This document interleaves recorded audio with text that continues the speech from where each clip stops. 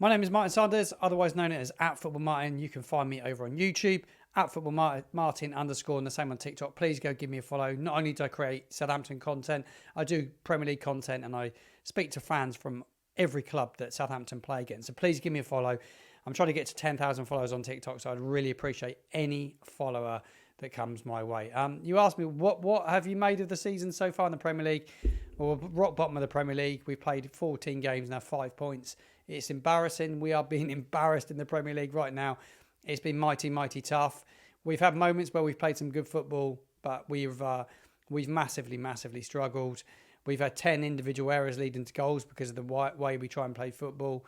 That's more than Brentford did in the whole of last season, and we're not already at the halfway point. So I really fear for us. I think we're relegated already. I don't see any way out of it. And the job that Russell Martin's done at the club, look, he did a great job getting Southampton to the Premier League last year. He had a very good squad, and he should have gotten back to the Premier League with what he had at his disposal. But he brought the fans together. He brought the club back together that was quite broken, and fair play to him for doing that. But this season, he's not adapted. His style of football and his philosophy doesn't work in the Premier League with a team that's just been promoted. And I think the proof was in the pudding with Burnley. We haven't learned from it. It's angering every single Southampton fan. Right now. You ask me, well, what are the aims for the season? Well, the aims at the start of the season were to try and stay up.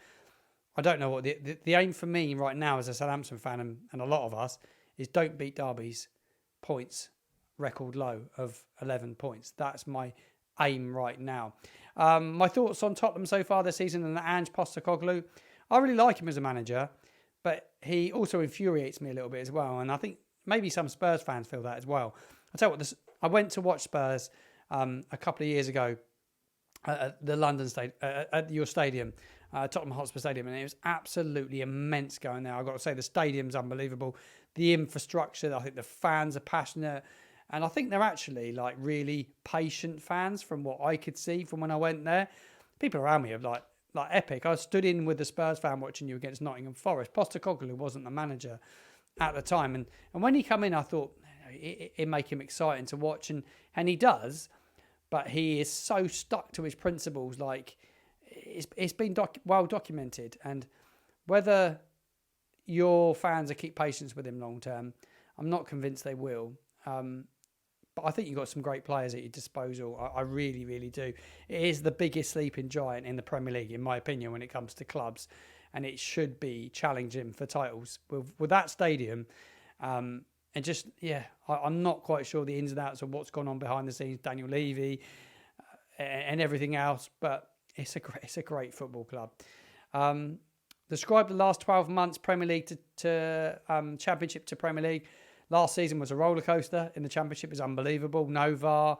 It was raw emotion and football and everything to get back to the Premier League. Heart and soul into it.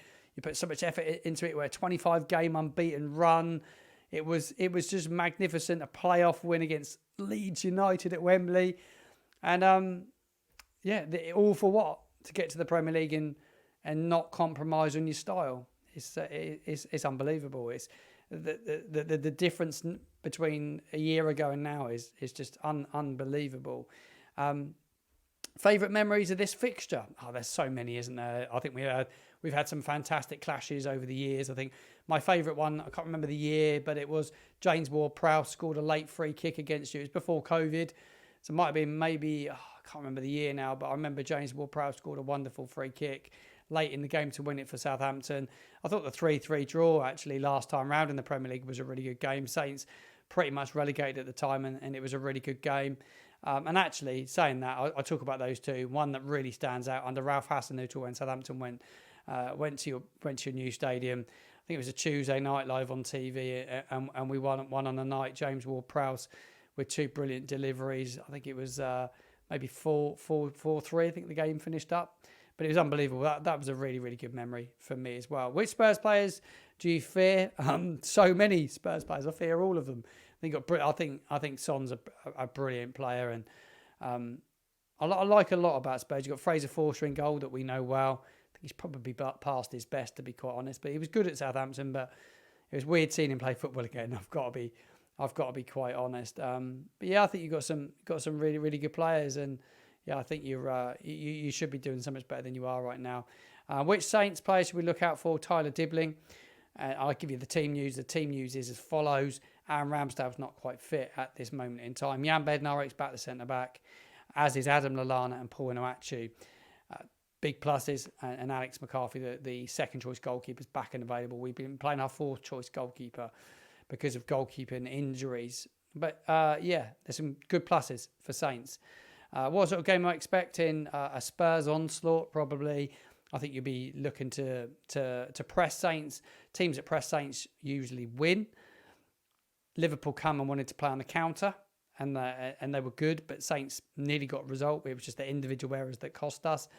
But I expect it to be a really good game late on a Sunday night as well. I think you get all day to build up towards it. I think it has potential to be a good game, but I can't see beyond a Spurs victory, if I'm honest. Predictions where Southampton will finish. I think we'll finish bottom.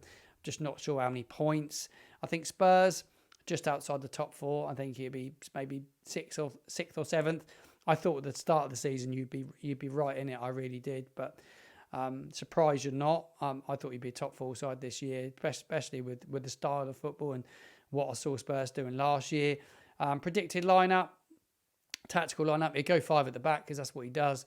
It'd be Jan Bednarek, Taylor Harwood-Bellis a bit at the back. Maybe Nathan Wood keeps his spot in at centre-backs, 3 centre-backs. I think Carl Walker-Peters will play on one side, potentially Ryan Manning on the other. Tyler Dibbling will play in midfield, but he'll play more of an inside role.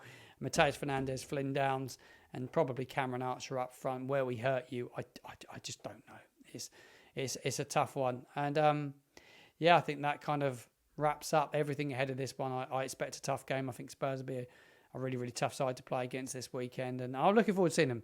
Decent fans. I always love chatting to Spurs fans. I know a lot of Spurs fans where I live down here on the South Coast. And, they're all desperate to get to the game. And it's close by as well. So, looking forward to catching up with the Spurs fans and getting a bit of a feeling from inside your fan base. But wish you all the best for the rest of the season. If you're not following me, make sure you go give me a follow at @footballmartin_. Would massively, massively appreciate it.